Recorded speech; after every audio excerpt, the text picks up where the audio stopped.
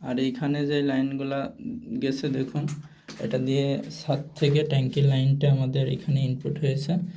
আর এটা হচ্ছে পুশের লাইন, এটা একটা কোমোট হবে, দেখুন কোমোটের লাইন এখানে আমরা 4 ইঞ্চি পাইপ দিয়ে রেখে দিয়েছি।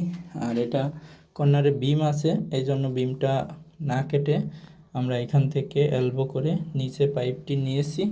নেওয়ার পরে এখান দিয়ে আমাদের কোমোটের যে ফ্ল্যাশের লাইনটি হবে, ফ্ল্যাশের ভিতরে এই লাইনটি ফ্ল্যাশের জন্য রাখা হয়েছে। ঠিক আছে, এই হচ্ছে বাথরুমের কাজগুলো করলাম। আর এটা হচ্ছে টোটাল একটা ফ্লোর হবে, এই জন্য গোসলের পানিটা এই 4 ইঞ্চি পাইপ দিয়ে বাইরে বের হয়ে যাবে। ঠিক আছে, তো এই ছিল কাজ। এইগুলো এখন আমরা বিট বালি দেবো, ইটের সোলিং করব এবং ঢালাই করব। সব কাজ করে কমপ্লিট করে দেখাবো। আর কাজগুলো দেখুন কীরকম হয়েছে, ওখানে একটা প্লাগ লাগানো বাকি আছে। তো সবগুলো কিন্তু আমরা প্লাগ লাগিয়ে কমপ্লিট করে দিয়েছি। আর সবগুলো কিন্তু আটা দিয়ে কাজগুলো করতে হয়েছে। ঠিক আছে, এটা হচ্ছে আকিস কোম্পানির ইউপিভিসি প্লাম্বিং পাইপ। ঠিক আছে, দেখুন এটা পেস্ট কাটানো লাগে না, সব আঠার মাধ্যমে কাজগুলো করতে হয়।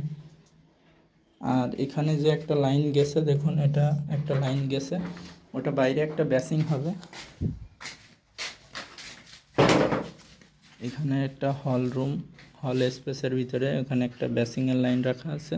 আর এখানে এই পাশে একটা পয়েন্ট আছে, এটা হচ্ছে ফিল্টার করবে পানি, এর জন্য ওখানে একটা লাইন ছাড়া আছে। ঠিক আছে বন্ধুরা, আমরা পাশাপাশি এই পাশে আরেকটা বাথরুম আছে, এটাও কিন্তু আমরা কমপ্লিট করে দিয়েছি। দেখুন সুন্দর করে প্লাস্টার করে সিলিংয়ে ঝর্ণা নেবে, এগুলো কিন্তু কমপ্লিট করে দিয়েছি। এটা আর বেসিং হবে না, শুধুমাত্র হ্যান্ড শাওয়ার, 2টা গরম পানি ঠান্ডা পানি 2টা ট্যাপ, আর কোমোটের জন্য পুশ, আর একটা ফ্ল্যাশ